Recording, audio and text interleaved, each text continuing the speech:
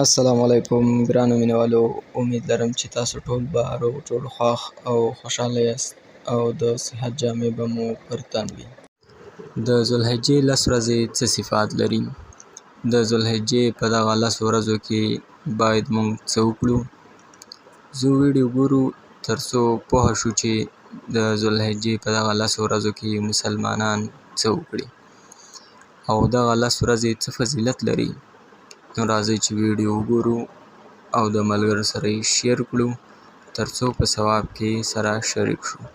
زه د ویډیو سایډ لا دا 10 ورځې د ذوالحجې اوله بیا هغه تر عرفات د لوی اختر تر ورځې پورې دا ډېرې محترمې ورځې دي او دا ډېرې برکتمنې ورځې دي او په دې کې الله رب العزت ډېر لوی برکت چې دی هغه یې شی دی.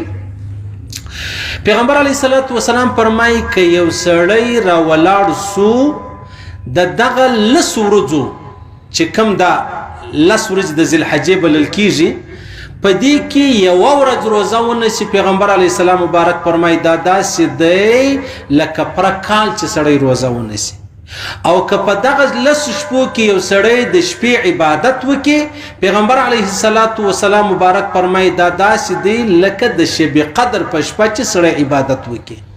یعنی د الله ورځې ډېرې محترمې ورځې دي. په دغه ورځو کې د الله رسول فرمایي چې تاسو روزې نیسئ، د الله رسول فرمایي تاسو د شپې عبادت کوئ. ستا د یوې ورځې روزه چې د الله رسول فرمایي دا داسې ده لکه یو کال چې ته روزه ونیسې. بیا چې ته د شپې عبادت وکړې، پیغمبر علیه السلام فرمایي دا داسې دی لکه ته چې د لیلة القدر د شب قدر په شپه باندې عبادت چې دی هغه وکړې.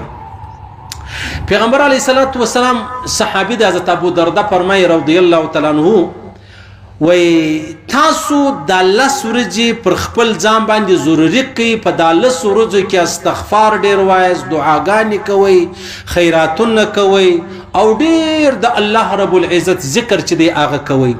ولی وای ما د پیغمبر علیه السلام مبارک اوریدلی دی چې کم سړی په د 10 ورځې کې نه ذکر وکي، نه فکر وکي، نه دعاګانې وکي، نه استغفار وایي، نه خیراتونه وکي، د الله رسول فرمایي دا سړی باندې ډېر افسوس دی او دا سړی چې دی هغه د ډېر لوی خوبۍ او د ډېر لوی عظمت او د ډېر لوی ثواب الله محروم کړی دی.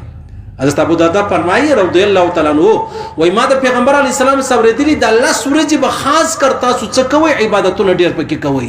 په دغه عبادتو کې د الله رسول فرمایي کم چا چې ونه کړلو بس دا سړی د ډیر لوی خیره، د ډیر لوی برکت او د ډیر لوی شان سره الله رب العزت محروم کړی دی. نو لہذا د الله رسول فرمایي تاسو د 10 ورځې چې دی هغه په ذکر او په فکر او په عبادتو او په استغفار او په دعاګانو باندې تیروي. او بیا چې خبره ده پیغمبر علیه السلام فرمایي چې د الله رب العزت په دربار کې هیڅ یو ورځ چې د هغه دومره محترمه نه ده چې سړی په هغه کې عبادت وکړي لکه دغه 10 ورځې چې کمې دي.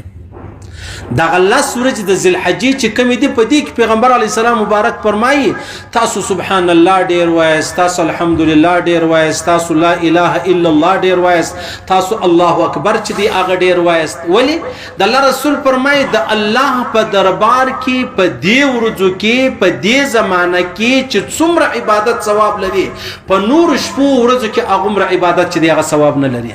د الله رسول فرمایي په دې ورځو کې چې الله رب العزت ذکر څومره محبوب دی چې هغه سبحان الله والحمدلله والله اکبر ولا اله الا الله دا موږ ته مثال راکړي. سبحان الله العظیم وبحمده سبحان الله وبحمده سبحان الله العظیم لا اله الا انت سبحانك اني كنت من الظالمين. دغه سره واخله مطلب سبحان الله والحمدلله سبحان الله وبحمده چې څومره ذکر کولای سي د الله رسول فرمایي دا ډېر لوی اجر لري او ډېر لوی ثواب لري.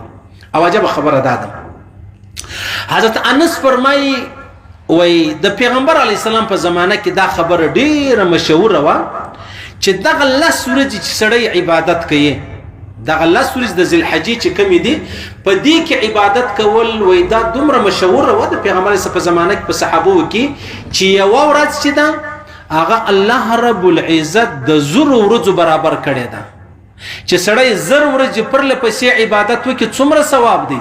وایي دی حضرت انس فرمایي زموږ د صحابه او د پیغمبر په زمانه کې دا خبره ډیره مشهوره ولا چې یو ورځ عبادت داسې دی لکه زر ورځ چې سړی عبادت وکړي. او په دغه ورځ چې مطلب ته عبادت وکړي زر ورځې شوې، د عرفات په ورځ چې بیا ته عبادت وکړي چې نن ذوالحجه بلل کېږي په د سبا اخترې، نن چې کومه ورځ ده د عرفات ورځې، په دې کې وایي دا ورځ چې ده هغه د 100,000 د ورځو برابر فضیلت چې دی هغه لري. لکه یو سړی په د 10 ورځې کې عبادت وکړي هر ورځ دی د لکه زر ورځې چې عبادت وکړي. حضرت انس فرمایي د پیغمبر علی السلام په زمانه کې دا خبره مشهوره او په صحابو کې دا خبره مشهوره او د عرفات په ورځ باندې عبادت کول دا داسې دی لکه 10,000 ورځې چې سړی عبادت وکړي. 10,000 ورځې څومره لوی خبره ده او څومره انتیکه خبر ده. علامه بیهقي دا قول چې دی هغه نقل کړی دی.